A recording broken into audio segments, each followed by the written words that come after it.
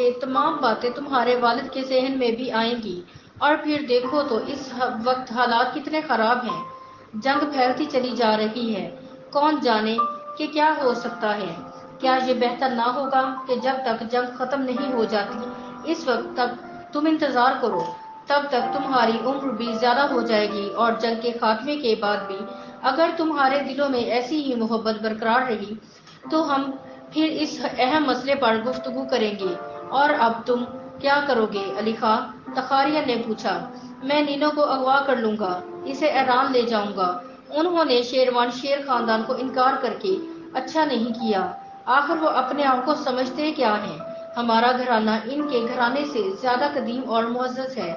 ہم نے آغا محمد شاہ کے دور میں پورے جارجیا کو فتح کیا تھا۔ کیپیانی خاندان کی تو ہر فرد کو شیروان شیر کے خاندان میں اپنی لڑکی بیاہنے پر فخر ہونا چاہیے۔ مذہب کا کیا ہے؟ کیا اسلام عیسائیت سے چھوٹا مذہب ہے؟ میرے والد کو پتہ چلا تو وہ میرا مذاق اڑائیں گے کہ ایک عیسائی خاندان نے شیروان شیر خاندان کے مسلمان کو رشتہ دینے سے انکار کر دیا۔ کیپیانی نے انکار کر کے ہماری توہین کی ہے۔ شدت جذبات سے میرا گلا رت گیا، اور شدت جذبات میں یہ بھی بھول گیا تھا کہ تخاریہ خود بھی عیسائی ہے، اور میں اس کے مذہب کو برا بھلا کہہ رہا ہوں۔ میں تمہارے جذبات کو سمجھتا ہوں، تخاریہ نے کہا۔ واقعی یہ تو بڑی مضحکہ خیز بات ہے کہ شادی کا انتظار جنگ ختم ہونے تک کیا جائے، نہ جانے یہ جنگ کب ختم ہو۔ میں اس کے خلاف بھی نہیں ہوں کہ تم اسے اغوا کر لو، مگر یہ آخری قدم ہونا چاہیے۔ کسی نہ کسی کو بیچ میں پڑھ کر شہزادہ کیپیانی کو سمجھانا چاہیے کہ یہ شادی بڑی کامیاب ہوگی، اور مجھے یقین ہے کہ وہ مان جائے گا، مگر کیسے؟ اسے کون سمجھائے گا؟ میں نے حیرت سے پوچھا۔ یہ کام میں کروں گا علی خان، مجھ پر بھروسہ کرو۔ حیرت سے میں نے اس کی طرف دیکھا۔ یہ دوسرا موقع تھا کہ اس نے میری زندگی کی داخلی مسائل میں دلچسپی کا اظہار کیا تھا۔ آخر وہ میرے لیے یہ زحمت کیوں اٹھانا چاہتا تھا؟ وہ عیسائی تھا، آرمینیا کا تھا۔ شاید اس کی وجہ یہ ہو کہ ترک فوجیں اس کی طرف بڑھ رہی تھی، اور اسے خوف تھا کہ اگر ترک فاتح ہوئے تو وہ اس کو قتل کر دیں گے، اور اب وہ میری خدمت کے لیے اپنے لیے خصوصی مراد کی امید رکھتا تھا۔ تم یہ معاملہ مجھ پر چھوڑ دو، وہ کہہ رہا تھا۔ میں تمہیں صورتحال سے مطلع کرتا ہوں۔ نینو کو اغوا اس وقت کرنا جب دوسرا کوئی راستہ باقی نہ رہے۔ جذبات سے مغلوب ہو کر میں نے اسے اپنے سینے سے لگا لیا۔ جب میں گھر کی طرف لوٹ رہا تھا تو دل ہی دل میں خوش تھا کہ میں نے اپنے والد کو پیشگی مطلع نہیں کیا تھا کہ آج کیپیانی کے ہاں نینو کے رشتے کے بارے میں بات کرنے جا رہا ہوں۔ یہ بھی اچھا ہی ہوا، ورنہ مجھے والد کے سامنے بڑی خفت اٹھانا پڑتی۔ اس روز کے بعد میں اپنا زیادہ وقت گھر پر گزارتا۔ میرے کان ہر وقت ٹیلی فون کی گھنٹی سننے کے لیے بے چین رہتے۔ نینو فون پر مجھے بتاتی، آج تخاریہ اور ڈیڈی میں طویل گفتگو ہوئی۔ تخاریہ کہہ رہا تھا کہ جارجیا اور ایران کے کلچر کی جڑیں ایک ہی ہیں۔ پھر ایک دو دن کے بعد نینو کا فون آتا، آج تخاریہ ڈیڈی کے ساتھ چائے پینے آیا تھا۔ وہ شیروان شیر خاندان کے دولت، نجابت اور شجاعت کے قصے سنا رہا تھا۔ اس دوران میں ایک بار نینو سے بھی ملاقات ہوئی۔ نینو نے بتایا کہ اس کی ماں نے اسے سمجھایا تھا کہ یہ رشتہ کامیاب نہیں ہو سکتا، اور اس کے والد نے مذاق اور طنز میں اس سے کہا تھا کہ اگر تم نے علی خان سے شادی کر لی تو وہ تمہیں حرم میں ڈال دے گا۔ پھر نینو بڑے دکھی لہجے میں کہنے لگی، علی، اگر یہ جنگ 10 برس تک جاری رہی تو ہم کیا کریں گے؟ میں نے اس سے پوچھا، نینو، کیا تم واقعی مجھ سے بے انتہا محبت کرتی ہو؟ نینو کے ہونٹ کانپنے لگے۔ علی، ہم دونوں شاید ایک دوسرے کے لیے پیدا ہوئے ہیں۔ میرے والدین میری راہ میں دشواریاں پیدا کر کے ہماری شادی نہ ہونے دیں گے، مگر میں ہمیشہ تم سے محبت کرتی رہوں گی۔ لیکن دیکھو علی خان، کچھ بھی ہو تم مجھے اغوا کرنے کی کوشش نہ کرنا۔ نینو مجھے فون پر بتاتی رہتی کہ تخاریہ اور اس کے والد کے درمیان کیا کیا باتیں ہو رہی ہیں۔ آرمینیا کے اس چالاک اور ذہین انسان نے کیپیانی کے دل میں میرے لیے نرم گوشہ پیدا کر دیا ہے۔ اور پھر ایک روز نینو نے مجھے فون پر بتایا کہ میرے والد اور میرے خاندان کے متعلق اس کی امی کی رائے بھی تبدیل ہو گئی ہے، اور اب وہ سمجھتی ہیں کہ بعض مسلمان گھرانے بھی تہذیبی یافتہ ہوتے ہیں، اور علی خان ایک مہذب نوجوان ہے۔ 2 دنوں کے بعد چالاک تخارین نے جنگ جیت لی اور نینو نے مجھے اطلاع دی کہ اس کے والدین ہماری شادی پر رضامند ہو گئے ہیں۔ وہ فون پر ہنس رہی تھی۔ نینو، اب تمہارے والد کو چاہیے کہ وہ مجھے خود بلائیں۔ اس نے پہلے انکار کر کے میری توہین کی تھی، اب وہ اس توہین کی تلافی کر سکتا ہے۔ یہ سب کچھ تم مجھ پر چھوڑ دو، نینو نے ہنستے ہوئے کہا۔ اور پھر ایک دن شہزادہ کیپیانی نے مجھے بڑے نرم لہجے میں فون کیا، اپنے ہاں آنے کی دعوت دی۔ میں وہاں گیا تو نینو کی امی نے مجھے شفقت سے بوسہ دیا۔ شہزادہ کیپیانی بڑی سنجیدگی سے ہماری شادی کے بارے میں گفتگو کرتا رہا، اور پھر اس نے نینو سے کہا، اگر تم نے امتحان پاس نہ کیا تو پھر تمہاری شادی اگلے سال ہوگی۔ نینو نے شرما کر جواب دیا، آپ فکر نہ کریں، میں دونوں امتحان پاس کر لوں گی، شادی کا امتحان بھی اور اسکول کا امتحان بھی۔ علی خان میری مدد کرے گا۔ میں نے تخارین کا سچے دل سے شکریہ ادا کیا، اس نے اپنی ذہانت سے میری بگڑی تقدیر کو سنوار دیا ہے۔ اس روز میں نے اپنے والد سے بڑے فخر کے ساتھ کہا کہ پیانی ہمارے گھرانے کا مشکور ہے کہ ہم نے اس کے گھرانے کی عزت افزائی کی ہے۔ نینو اب میری منگیتر ہے، اب کل جا کر شادی کے دوسرے معاملات پر گفتگو کر لیں۔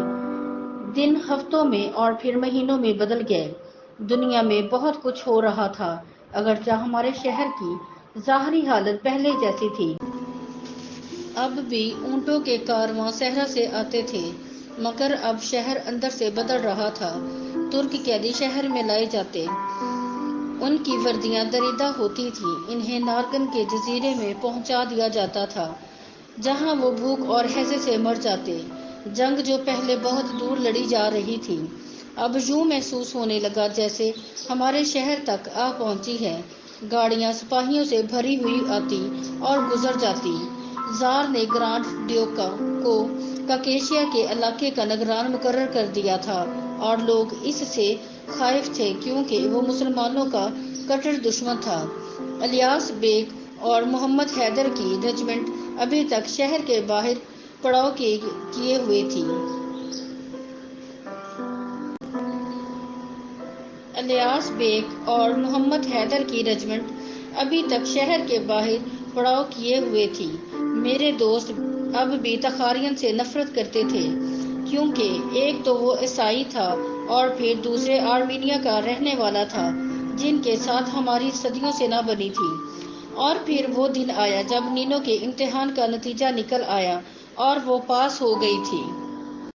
میں نینو کے ہاں پہنچا تو شہزادہ کیپیانی نے کہا، علی خان، اب تم نینو کے منگیتر ہو، اپنا سامان باندھو اور ہمارے ساتھ طفلس چلو، وہاں ہم تمہاری ملاقات اپنے عزیزوں سے کرانا چاہتے ہیں، شادی سے پہلے تمہارا ان سے ملنا بے حد ضروری ہے۔ طفلس میرے لیے ایک جنگل کی طرح تھا، جس کے ہر درخت کا اپنا نام تھا۔ شہزادہ کیپیانی کا خاندان بہت بڑا تھا، میرے لیے ہر شخص کا نام یاد رکھنا ممکن نہ تھا۔ ان لوگوں نے میری خوب خاطر مدارت کی، مگر ان کا کلچر اور میزبانی کے انداز ہمارے آداب میزبانی سے بے حد مختلف تھے۔ ایک ہفتہ طفلس میں بیت چکا تھا، لیکن ابھی تک دعوتوں کا سلسلہ ختم ہونے کا نام نہ لیتا تھا۔ میں اب تھک چکا تھا، مجھے اپنے چچا جان کی دعوتیں یاد آتی تھی۔ تہران میں وہ اعلیٰ قسم کی چائے پیتے تھے، صوفیاء اور شاعروں کی باتیں کرتے تھے، مگر یہاں کیپیانی کے رشتہ دار شراب کے جام ڈھونڈتے، ناچتے گاتے اور ہنستے اور پھر شراب پینے لگتے۔ طفلس میں قیام کے دوران میں نے ایسی افواہیں بھی سنی تھی کہ گرانڈ ڈیوک نے استنبول پر قبضہ کرنے کا فیصلہ کر لیا ہے۔ ایک بہت بڑی اور خوفناک توپ جرمن انجینئروں سے تیار کرائی جا رہی ہے۔ یہ عجیب دور تھا، کیپیانی خاندان کا ایک بوڑھا کہہ رہا تھا۔ آج جارجیا ہم 2 پنجوں میں جکڑے ہوئے ہیں، اگر جرمن جیت گئے تو ہماری زمین کا خاتمہ ہو جائے گا، اگر روسی جیتے تو بھی کیا ہوگا، زرد روزگار ہم سے سب کچھ چھین لے گا۔ اب بھی ہمارے فرزند میدان جنگ میں بلا وجہ موت کے گھاٹ اتر رہے ہیں۔ دیکھو تو ملک کی کیا حالت ہو گئی ہے، نوجوان کمزور ہو گئے ہیں، فصل بھرپور نہیں اور شراب کا ذائقہ تلخ ہو چکا ہے۔ نینو اور میں ماؤنٹ ڈیوڈ کے قریب ایک خانقاہ کے پاس بیٹھے تھے۔ یہاں ہم ایک قبر کی زیارت کے لیے آئے تھے۔ یہ الیگزینڈر کی قبر تھی جو جرنیل اور شاعر تھا۔ اس کی قبر کے خطبے پر لکھا ہوا تھا، تمہارے کارنامے کبھی فراموش نہ کیے جائیں گے اور تم نے جو نینو سے عشق کیا تھا وہ تمہیں ہمیشہ زندہ رکھے گا۔ ہاں، وہ بھی ایک نینو تھی، نینو کے ہی خاندان سے تعلق رکھتی تھی۔ وہ 16 برس کی تھی جب الیگزینڈر نے اسے دیکھا اور اس پر عاشق ہو گیا۔ وہ ایک نامور جرنیل اور شاعر تھا، اور پھر نینو 17 برس کی ہوئی تو ایرانیوں نے اس کے گھر کا محاصرہ کر لیا۔ الیگزینڈر اپنی تلوار اور پستول لے کر باہر نکلا، مگر ایک لوہار نے اپنا ہتھوڑا اٹھایا اور اس کے سر پر دے مارا۔ کئی دنوں تک اس کی لاش سڑتی رہی اور یوں وہ اپنے انجام پر پہنچا۔ اس کا قاتل میرے مذہب سے تعلق رکھتا تھا۔ 100 برس پہلے یہ واقعہ ہوا تھا اور 100 برس کے بعد انہی دو خاندانوں کے 2 افراد ایک دوسرے سے عشق کر رہے تھے اور لڑکی کا نام پھر نینو تھا۔ طفلس کے بازاروں سے گزرتے ہوئے نینو مجھ سے کہتی، علی خان، کیا تم نے یہاں کوئی ایسی عورت دیکھی جس نے نقاب پہن رکھا ہو؟ کیا یہاں ایشیا کا کوئی سراغ بھی نہیں ملتا؟ یہ دنیا تمہاری دنیا سے بے حد مختلف ہے۔ یہاں سڑکیں فراخ ہیں اور روحیں جذبات سے مچلتی ہیں۔ جب میں طفلس میں ہوتی ہوں تو اپنے آپ کو بڑا مسرور پاتی ہوں، کیونکہ یہاں ہمارے احمق دوست سید مصطفیٰ جیسے متعصب لوگ نہیں بستے۔ یہاں زندگی خوش رنگ، مسرور اور پرجوش ہے۔ ذرا سوچو تو، 7 بار تیمور لنگ نے طفلس کی اینٹ سے اینٹ بجائی۔ ترکوں، ایرانیوں، عربوں اور منگولوں نے اس شہر کو تباہ کرنے کی کوشش کی، مگر یہ شہر ہر بار اپنے خوابوں اور کھنڈروں پر پھر آباد ہو جاتا ہے۔ اس شہر کی روح کو کوئی نہیں مار سکتا، اور ایک میں ہوں کہ جب اپنے مستقبل کے متعلق سوچتی ہوں تو کانپ اٹھتی ہوں۔ میری بیٹیاں نقاب پہنیں گی اور جب بھی ایران کی تلوار پھر تیز ہوگی، میرے بیٹے میرے ہی وطن کی خلاف لڑیں گے اور طفلس ایک بار پھر تباہ ہو جائے گا۔ او علی خان، میں تو سوچ سوچ کر پریشان ہو جاتی ہوں۔ میں نے نینو کا ہاتھ تھام کر اس سے پوچھا، نینو، آخر تم کیا چاہتی ہو؟ میں کیا کروں؟ او علی خان، میں بھی کتنی احمق ہوں کہ یہ چاہتی ہوں کہ تم کھلی سڑکوں سے محبت کرو، سرسبز درختوں سے پیار کرو۔ میں چاہتی ہوں کہ تم محبت کی نزاکتوں اور لطافتوں کے ساتھ ساتھ محبت کی روح کو بھی سمجھنے کی کوشش کرو اور ایشیا کے اس قصبے میں موجود ایک قدیم اور لڑکھڑاتی ہوئی دیوار کے ساتھ نہ چمٹے رہو۔ نینو، میں تم سے محبت کرتا ہوں، تمہاری آواز سے، تمہارے جسم کی مہک سے، حتیٰ کہ تم جس انداز سے چلتی ہو، مجھے تو اس چال سے بھی محبت ہے۔ اور پھر محبت ایک عالمگیر جذبہ ہے۔ جارجیا میں بھی دل اسی طرح محبت کو محسوس کرتے ہیں جس طرح ایران میں۔ اس روز نینو بے حد اداس تھی، کیونکہ اس روز وہ اپنی جنم بھومی طفلس کو چھوڑ کر پھر باکو جانے والی تھی۔ اس نے بڑے اداس لہجے میں کہا، علی خان، تم نے ہر چیز کا ذکر کیا، مگر یہ نہیں بتایا کہ تم میری روح سے بھی محبت کرتے ہو۔ نینو، سچ جانو، میں تمہاری روح سے بھی محبت کرتا ہوں، میں نے جواب دیا۔